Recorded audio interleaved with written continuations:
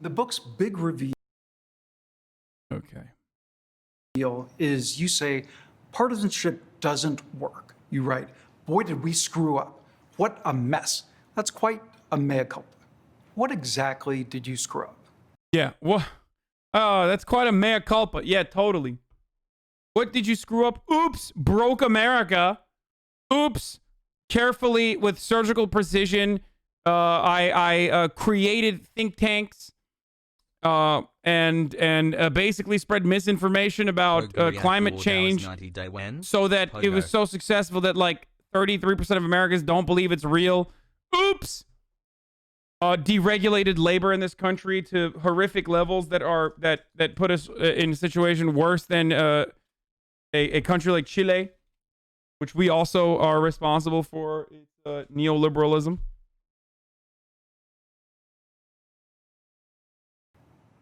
Well, we just screwed up by being partisan rather than approaching it nonpartisan.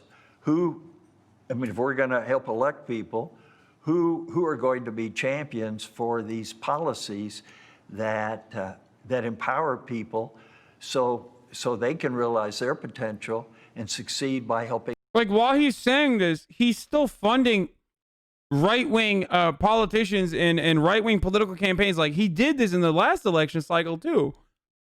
So it's a lie. Like, he's trying to get on board with Bezos bucks. He's trying to get on board with the neoliberal wave right now.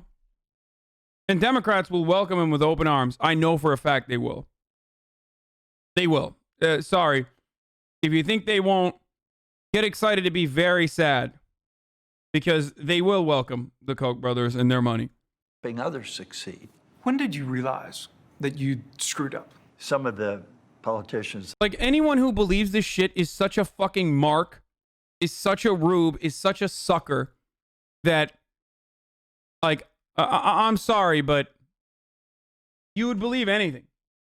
Like, if it came in the form of civility, you would believe anything.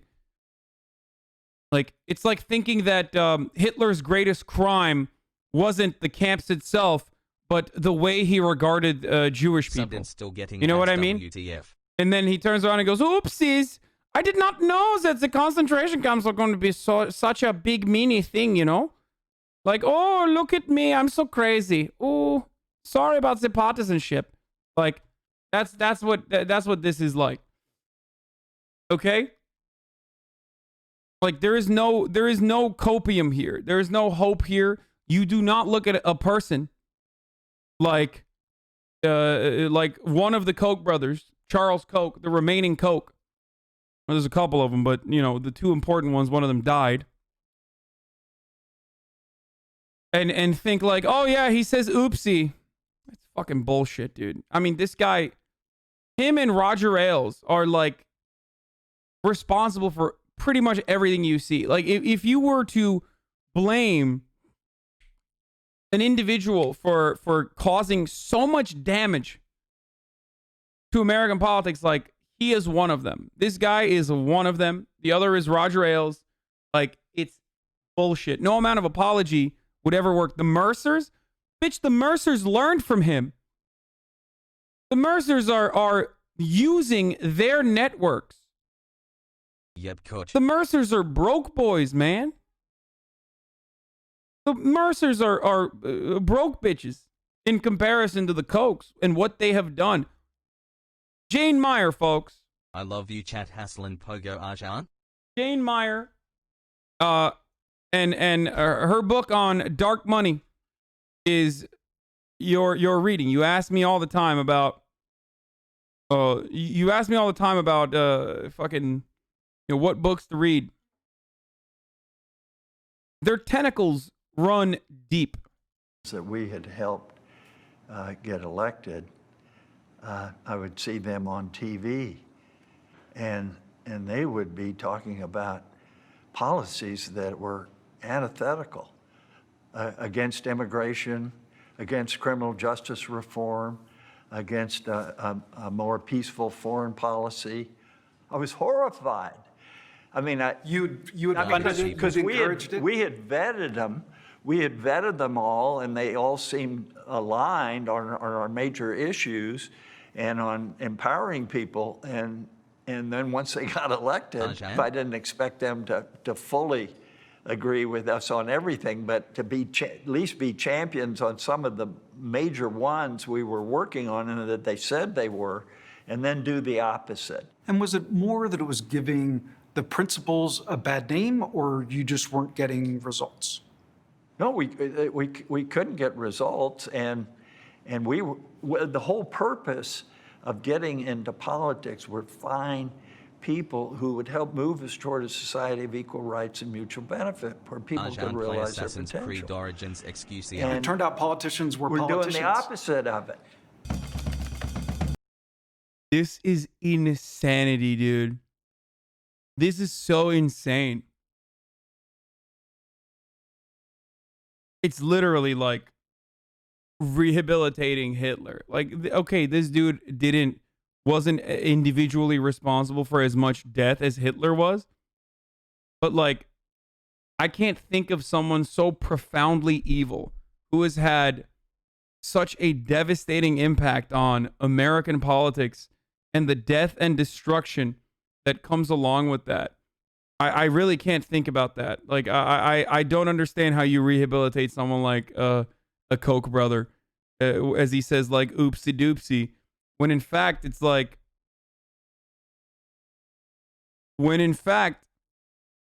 he's not even sad. Oh, by the way, I mean, Koch's dad, his father literally sold, his father dealt with both the Nazis and also the USSR, both sides, you know, extreme radical centrism, for the record, if you want to know. I mean, their entire shtick is they found like an oil drill bit, basically, and were able to make all their money off of that. It's not that they were the ones that were drilling originally. It's that they had the technology for newbie is cute. Using. They had the technology that every oil driller needed to use.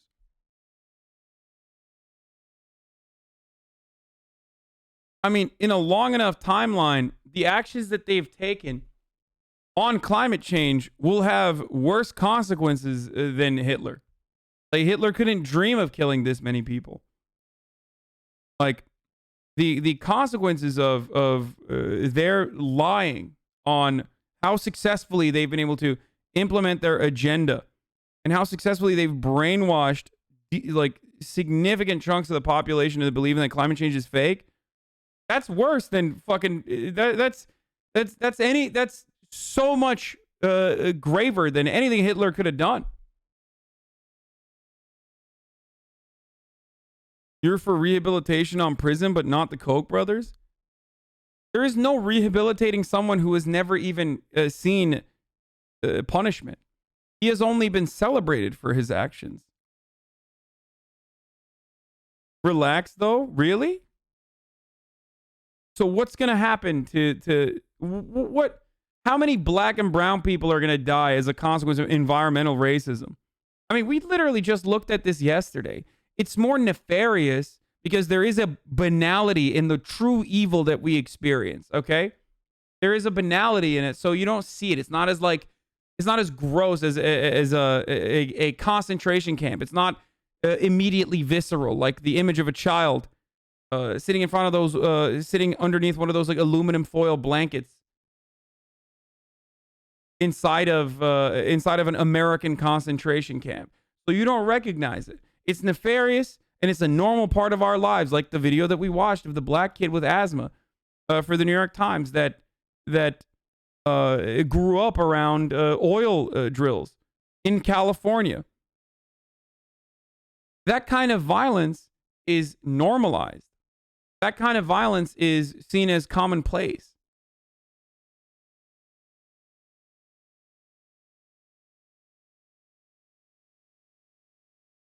The amount of death and destruction that befalls black and brown people all around the world as a consequence of climate change, something that we have accelerated and something that they have categorically denied, the Koch brothers have, and done more than you can Love ever you, comprehend or imagine to create this anti-climate change initiative and spread anti-climate change misinformation. Koch stole the drill parts from his business partner and patented it and gave the other guy scraps as compensation. Yeah.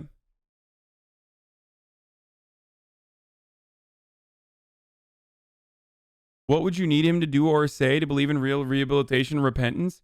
Oh, stop funding the Republican Party. Immediately say every single network that we have funded and created, every part of our tentacle that reaches every part of American society and has basically global impact was all built on our material interests, making as much money as possible. Okay? And then turn around and basically say, I'm going to use all of the wealth that I have accumulated by lying to people to solve the problem of anthropogenic climate change. It is the only thing I can do. And no matter what I do, I will not be able to make up for all of the death and destruction that I have subjected entire fucking continents full of people to. So that's not going to happen.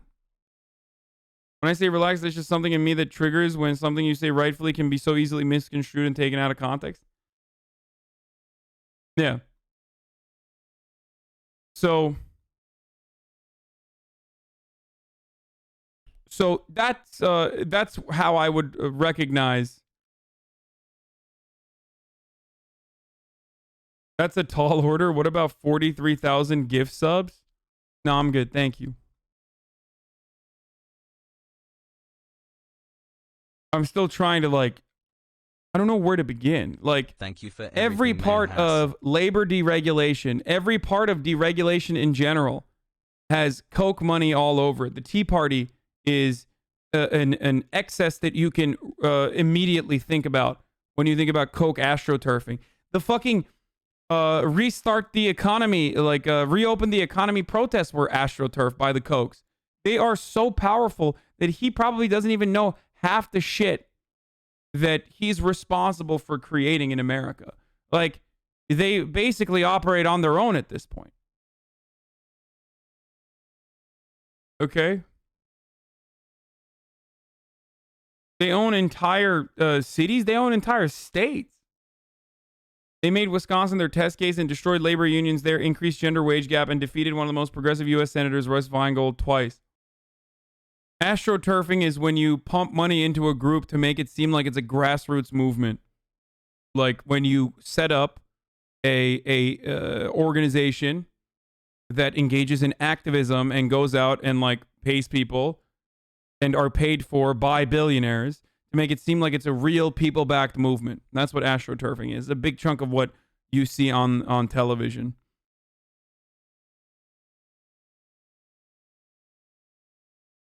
I mean, they have their tentacles in every part of American media too. They buy out colleges. They buy out fucking entire think tanks. The Mercatus is a Koch think tank, the one that Bernie Sanders uses. Remember the one that tried to say that Bernie Sanders' Medicare for All program would be too costly. Yo. The Koch brothers haven't only just listen. The Koch brothers haven't only just created misinformation around climate change. It's one of the most impactful things that they've done. But they fund ALEC. They fund every fucking conservative group that has successfully destroyed labor unions in this country. They've done everything bad, okay? Everything that makes America a horrible country for the working poor, they are a part of. If you guys like that video, please don't forget to subscribe, because a lot of people that watch my videos don't subscribe apparently, and hit that bell so you stay informed with the latest and greatest videos from this channel. I'm also live every day on twitch.tv/HasanAbi after 11 a.m. Pacific.